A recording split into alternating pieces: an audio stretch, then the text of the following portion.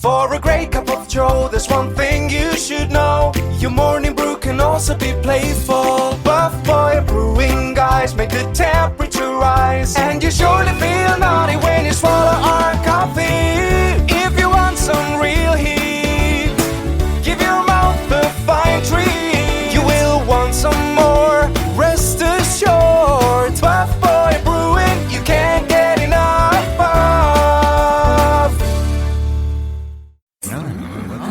It's time for The Scribble, your weekly fix of celebrity chats, bizarre stories in the news, and basic random chatter with best-selling author and syndicated radio host Jeremy Bradley. Make sure your seat is in the upright and locked position and your barf bag is securely in place. Here's Jeremy Bradley. Thank you very much, Larson. Jeremy Bradley here. This is The Scribble. Thanks for tuning in at thescribbleshow.com and on SoundCloud and iTunes. It is November 11th, and I want to say it's a good day because every day is a good day, but of course this is the day that countries recognize the efforts of the men and women in uniform, right? We celebrate our veterans, and we thank them, and we show our appreciation, so it's definitely something that I wanted to take a moment today. If you're listening to this on Friday, the 11th, or sometime during the week, that it's odd that, and I'm probably going to end up saying it again during the next half hour, but it's weird that we dedicate one day a year to the people who made a sacrifice for such a long period of time, for years, right? They dedicate their lives overseas and serving the country, and we dedicate one day. And a lot of people go into the holiday looking at it as a holiday. It's a holiday, get a day off from work. Hey, it's a long weekend this year. Think about why you have that long weekend this year, right? It's great to go and a lot of people ducked out of work early yesterday on Thursday. I know that for a fact as well, because you want to get the weekend started. Take a moment, though, if you're going shopping, because back in the day, at least in Canada where I'm from, nothing was allowed to be open. You couldn't go shopping, you couldn't do all those things, and you were, in a sense, sort of confined to home, which would give you time to think about things and watch the TV news coverage of the different Remembrance Day or Veterans Day events and take a moment to reflect. And what's interesting in our family, and we're sort of fortunate, is because my dad's birthday is the 10th, and so we will often have a family get-together for his birthday. Typically on Remembrance Day, it's called in Canada, we get together on the 11th, and so, because we're already together as a family, and, my parents don't have, satellite or anything like that, they do have television, that we do end up watching the ceremonies and services across the country and see what happens in all the different cities. And so in a sense, we do it because it's my dad's birthday, but I'm kind of ashamed to admit that we wouldn't normally do something like that. So it's definitely time for pause, time for, taking a moment. There's a lot of places that want a minute of silence at a certain hour of the day, depending on where you are. And it's very quick to go and say, do I really have to, stop shopping and stop walking through the mall for a minute? Well, think about that minute. How long a minute for you feels here compared to how long a minute must feel in battle, in combat, when you're being bombed, when you're being shot at, when you're being chased, when you're being whatever. And, I don't mean to become preachy and everything on this show, and I certainly, I'm patriotic to a point, but there's just something about this day, this time of the year that really does make me kind of ramp it up just a little bit more. And I, again, will fully admit that I should be more like this every day of the year, all year round, and I think many of us should. And it's one thing for military families. Yes, they absolutely do understand it, and they celebrate each other's sacrifices and bravery every day or throughout the year, and we definitely need to give our thanks. So if I haven't already said it, thanks to our men and women in uniform, thanks to those who were, those who served, and unfortunately, some of them can't be hearing me now because they lost their life in war, but thank you as well. And maybe they have the Scribble up in heaven, and you're listening to us. So thanks so much for doing that. Let's switch gears to the presidential election. I know I still have election hangover just because what a roller coaster. And here's the deal. I'm Canadian.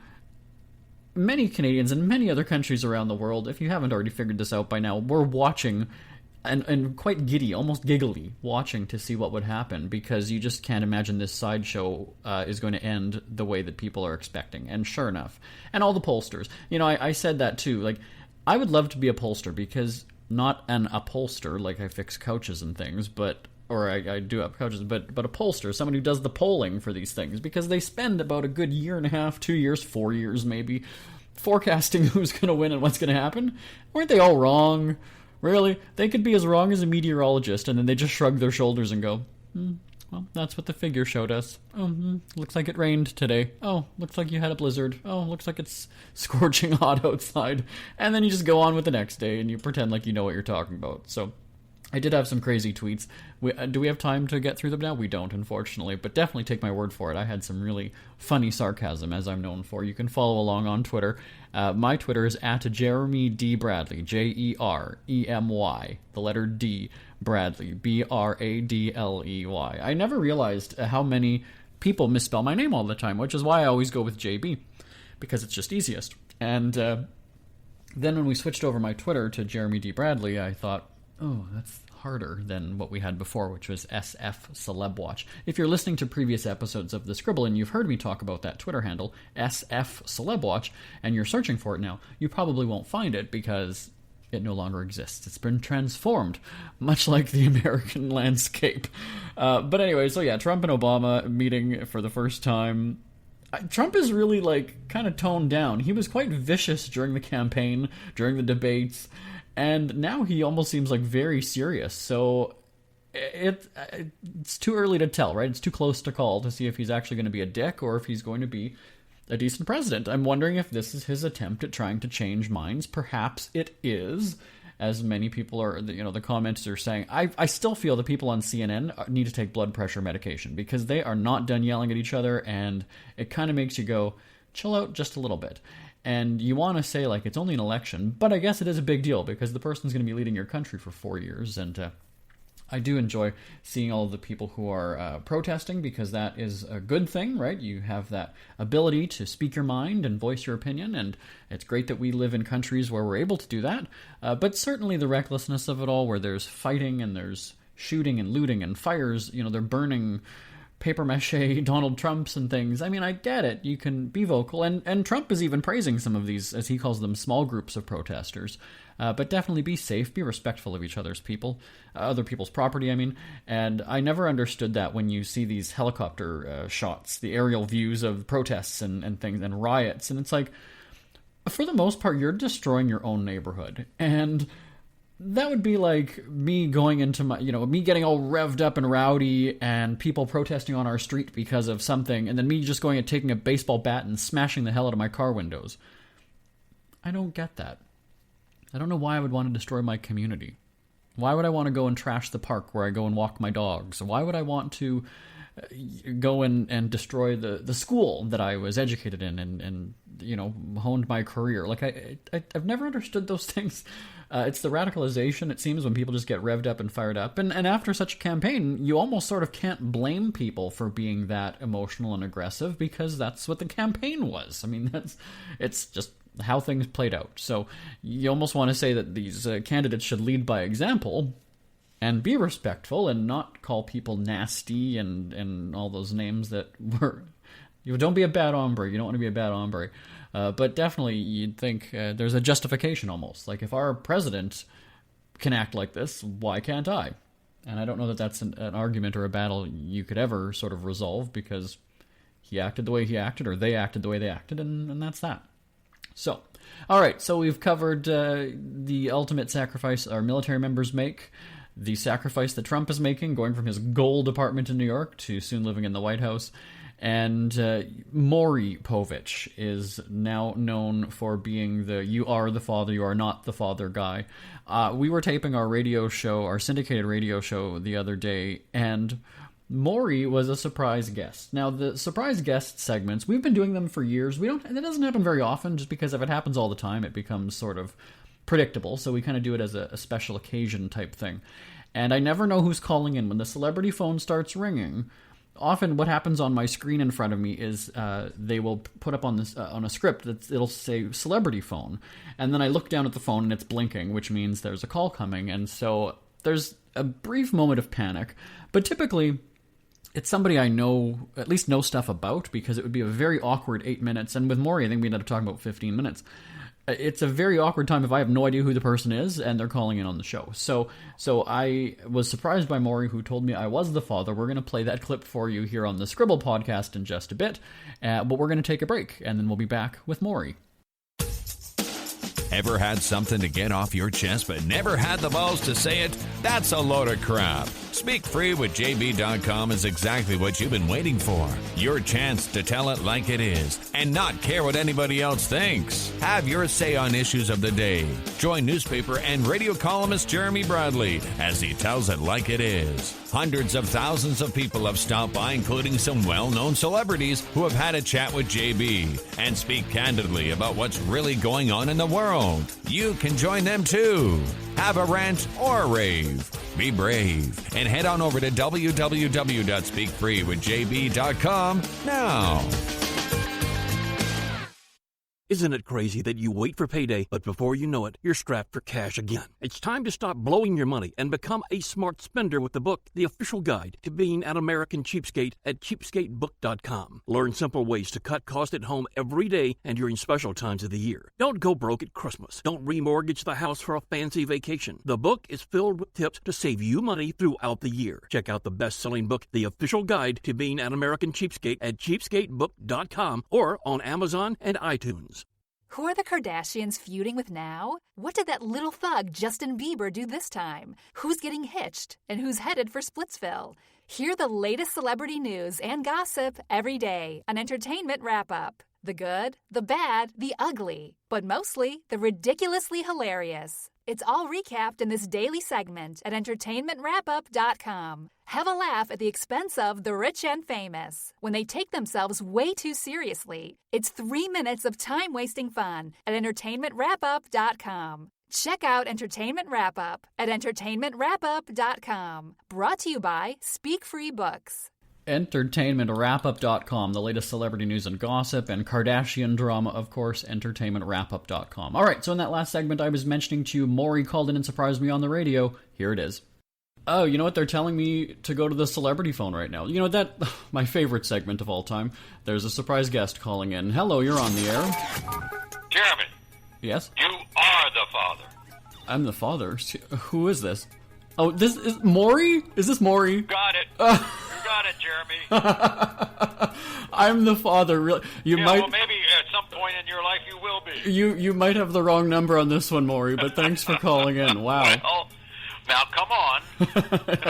All couples have kids one way or another. Anything's possible. Well, I know that, and you know what? I guess, here, this is fitting. You're used to being upstaged on your own show by Birdie, though, right? Exactly. Yeah, Birdie is my dog, my golden retriever, by the way. It's a Canadian breed, which means Birdie is kind of a darker, more brown and red-looking golden retriever. Right. And I've always said if all humans were golden retrievers, there'd be no war. So what you're saying is if all humans were Canadian, really? Oh, yeah, Canadian retrievers. Oh, well, thanks for calling in, and we'll talk about dogs more in just a second, but it's season 19, right? Almost unheard of in the TV world. It's I would like to say it seems like yesterday, but it doesn't. It seems like 19 years. I mean, in the syndication talk show business, daytime talk show business, it's a crapshoot. One of the researchers went back and did a survey and told me that since I started on the air, there are 75 talk shows in the graveyard. So, wow. I'm very fortunate. We have a terrific show. It struck a chord with so many viewers, and 19 years later, we're still saying you are not the father. Well, I was going to say, so speaking of tallies, how many times have you said you are the father? Do you know? Oh, my golly. Well, I said, I guarantee you I've said you are the father more than I've said you're not the father. But unfortunately, fortunately, I say you're not the father a significant amount of time. I mean, I don't know the percentages, but I guarantee you it's probably somewhere between 30 and 40%. I got to ask, though, and have you trademarked that line? Is it now yours, or only you allowed? never trademarked "you're fired," and I never trademarked that line. That's it just came to be. I think what happened in terms of how the emphasis on that signature line came about was when I first started to do the DNA themes on my show and the stories. The very first one, my producer would say, "Okay, here's the story." I looked over the story. I read about the characters in the story, and then they said, "And so the result is," and I said, I don't want to know the result. I don't want to know anything more than my guests know, or my audience, my live audience, or my viewers at home.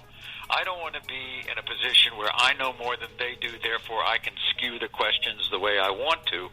I want to be as surprised as anybody. So that's what happened, and so for the emphasis of you are the father or you not the father, it comes out of the natural surprise that I feel once I open the envelope. And you must be like everybody else who's watching. You must guess and think you know the answer. How often are you right? I do everything that the audience does. I mean, I'm looking at pictures and somebody, if it's somebody of color and they say that's a white man's baby, and I'm going, well, I don't know. It looks kind of mixed to me. I'm doing this, going through the same machinations that everybody does. And the audience goes nuts too. This is Oh sure. I mean, I can tell you that I've had some fairly celebrated people watch the show. I mean, Shaquille O'Neal is famous for watching my show and saying that they watch it. He and his buddies watch it, and they bet on whether the guy's the father or not. You remember a time though when you're pregnant and you're going to be a parent used to be a good thing? Now it's almost celebrated to not be the parent. Right, exactly. But it's interesting. I mean, I've been skewered from time to time by critics who think that this is exploitation and this is pushing the envelope. I look on it differently. I know what the possibilities are for the success of kids who come out of a two-parent home versus a one-parent home, and I know how much of an advantage a two-parent family can have when it comes to the success of a child. And so if I can get these guys, if they're proven to be the father, into the lives of those children, I mean, that's all I ask for. And we've been doing this show for so long that this year, in our 19th year, we are going back 15 years to those fathers who were shown to be the father. Did they get into the child's life or didn't they? And we bring the parents and the kid back 15 years later to show the audience what happened. And that is really cool. And you're doing that all season, right? Yeah, we're doing it throughout this season. We have the luxury, because we've been so on the air for so long, that we have these stories. We can update these stories, not 6 months later, not a year later, but 15 years later. What's been the most surprising update that you've had? I had one the other day, which was remarkable. This woman, 15 years ago, had accused this guy, or said that this guy was the father. He denied it. They had been together. They weren't together at the time. He was proven to be the father. He not only got back into the child's life, they got married, and they had 6 more children after that. Wow. So, and they were still married, and the family is intact. And that was, remarkable to me. I was going to say, that episode was when your show was still in black and white, right? Yeah. Just about. Right. It was still on film. It was before tape, before digital. Oh, yeah. HD wasn't even an idea at the time. Well, it's very interesting because, we do some of these repeats, and it was well before HD. So it looks a little different. Yeah. I know. The kids flipping through the channels are like, what is this? What, Right, exactly. It's like watching old black and white movies. I should ask, though, are you ever invited to, the kids' birthdays or the weddings or anything after the fact? Well, I'm not invited to the kids' weddings or anything, but there have been some kids who've been named after me. I mean, there are a couple of Maury's around, things like that, because these people have been watching my show for so long. And I also love that you're getting into the viral sensations on social media. This mannequin challenge thing that everybody's doing right now. You guys, we did that last Thursday, and we had 1.4 million views within 20 hours. We had like 28,000 shares and all kinds of reactions. And so, I mean, you know, we like to be very cutting edge on our website and on Facebook. And I do a lot of Facebook Live at least once a week. There's a lot of Snapchat, a lot of Instagram.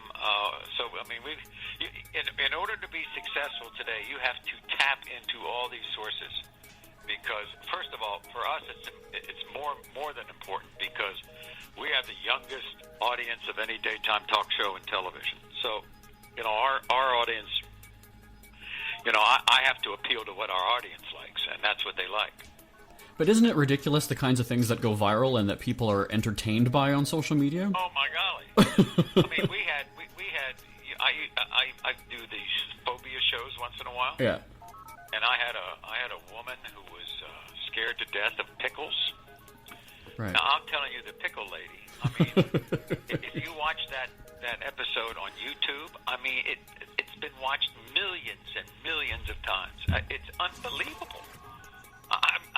I'm just, and also we do these caught on tape shows that oh, yeah. you know, basically is nothing more than a grand promotion for YouTube. Remember back in the day, though, you could actually win $25,000 for having a funny video? People are just throwing it away now. I know. Yeah. I know. I mean, in fact, except sometimes some of these studios pick up these videos and right. say, you know, I think I can do a show out of that. And, right. and that's what happens.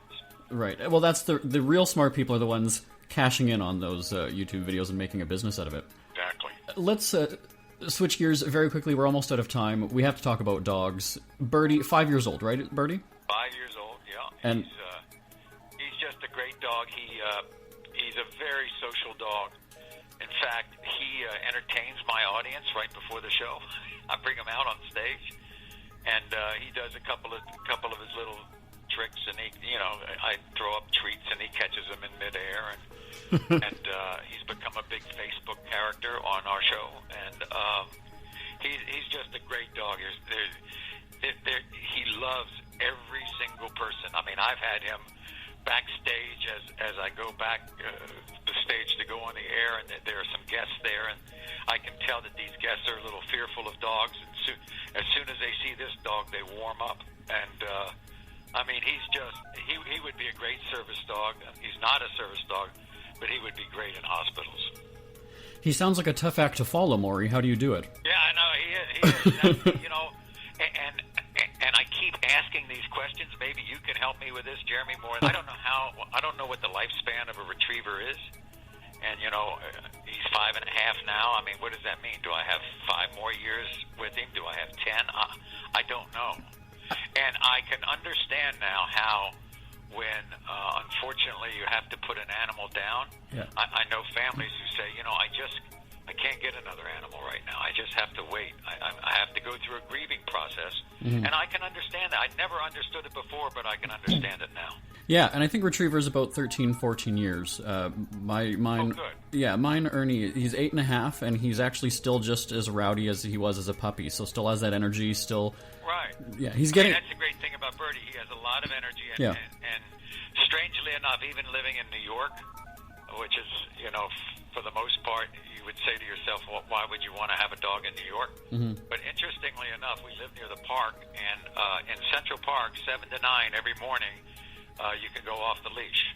So that's when I walk Birdie, and he just runs wild and crazy and has fun with all these dogs in the park from 7 to 9 in the morning. They're very social. When I travel and mine have to go to a farm just outside the city, and the woman there it's an animal rescue and daycare and a whole bunch of things, and she said that she's got some abused dogs that are kind of scared and antisocial, that my dog Ernie had them, running around and playing within, an hour of getting there. So yeah, I mean, they're such a calming influence. I mean, when we have to put him, we have to board him sometimes when we go away because, we're staying in hotels somewhere and he can't stay there. Right. The handlers say that he's the only dog in the boarding house without a leash. Yeah. And because he gets along with everyone so well. Again, it's because he's Canadian. Of course. I don't. We have a home in Montana, and so that's how we got him, because the Canadian breed. It's very interesting about retrievers. Most retrievers in the East are very light colored, very kind of golden and white, and in the West they're much darker. And I can find this kind of golden retriever a lot in Montana, and I think they've all immigrated from Canada. But of course, I live in northwest Montana anyway. Right across from, I'm right next to Glacier National Park, so, Calgary's only 4 or 5 hours away. Mm-hmm. What's the funniest thing that he does, though, that makes you kind of say, that's ridiculous, either in a good way or bad way? He wants every person that he ever sees to scratch his butt. So he backs his butt up to everybody, waiting for them to give him a good scratch. And I pull him away and say, Bertie, everybody doesn't want to do this. But he's insistent on having his butt scratched. I can't say that I've never done that myself, Maury, though. I mean, it's just one of those things that...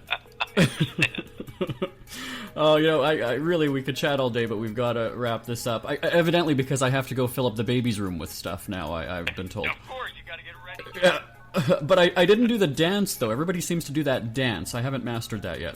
Yeah, well, that's a Maury Show dance. I mean, that's another thing that kind of goes viral. Anytime anybody does front flips or various dances, once they're proved either they are the father or they're not the father. Oh, Jimmy Fallon does all those dancing segments. Have you ever been featured on that? No, I haven't. Oh, okay. Unfortunately, Fallon hasn't made too much fun of me, but I'm sure he could. But most talk show hosts, late night talk show hosts, have fun with me over the years. I mean, I was Leno's fodder for years, and Jimmy Kimmel likes to do stuff about me, and every time there's a question of whether some celebrity is the father of something, they always say, well, you can go on Maury and they'll find out. And I'm sure you'd welcome them, right?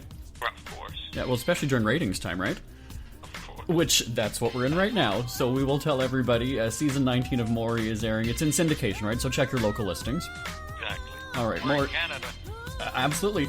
Maury Povich, thanks for the chat today and surprising us. Thank you so much, Jeremy. Nice to talk to you. Today's best music with Jeremy Bradley. It's never too early to start thinking about your next holiday. Have you checked out Mexico recently? From tequila tasting, swimming with horses, to ziplining through the jungle and watching whales and dolphins in their natural habitat, Puerto Vallarta has it all. Visit mexico.jbonair.com to see all the fun PV has to offer. That's at mexico.jbonair.com for hundreds of photos, interviews, and videos from around the tourist hotspot. Check out mexico.jbonair.com for all the fun. That's mexico.jbonair.com. We hear you chirping. Get scribbling. Tweet up the Scribble at The Scribble Show. Join the discussion with Jeremy Bradley. It's all going down right now on Twitter at The Scribble Show and at thescribbleshow.com. Well, we are almost out of time. I want to, again, thank Maury for joining us on the radio show, and we're proud to bring you that clip here on the Scribble podcast. And on a serious note, though, thanks to the veterans, right? The men and women in uniform. I said it at the top of the show that, there's so many crazy things going on in the world, as we were talking with Maury about, viral videos and just how we don't take life seriously, which is a good thing sometimes, but we definitely do need to take at least one moment to say thanks. And it's sad that we kind of dedicate only one day of the year for this, whether it's Veterans Day or Remembrance Day, wherever you live. But it's definitely something important. And, every year, this is now a tradition in my house. My dogs we actually write letters to to the troops. We write letters. We sit on the living room floor. I'm not joking. I'm being totally serious. We started doing this last year. We did it again this year. And I don't type a letter. I don't email it. I don't whatever. I sit at the coffee table on the floor and handwrite letters, and we've got some. I have addresses for military bases, and we send out letters, and we actually do get replies. Believe it or not, last year between Christmas and New Year's, my dogs got a reply from one of the troops overseas. So it's great to hear from them, and it really does make a difference. They tell me to hear from people back home. So definitely an idea, a great way to make the holiday season. It's cheap, and it can make a difference to a person's life. So I highly recommend you do that. My name is Jeremy Bradley. This is The Scribble. I'll talk to you next time. Bye, everybody. Want more Scribble? Check out thescribbleshow.com for past shows, celebrity interviews, cheapskate tips, and more. That's at thescribbleshow.com and on Twitter at The Scribble Show. The Scribble is a speak-free media presentation. If you want some real heat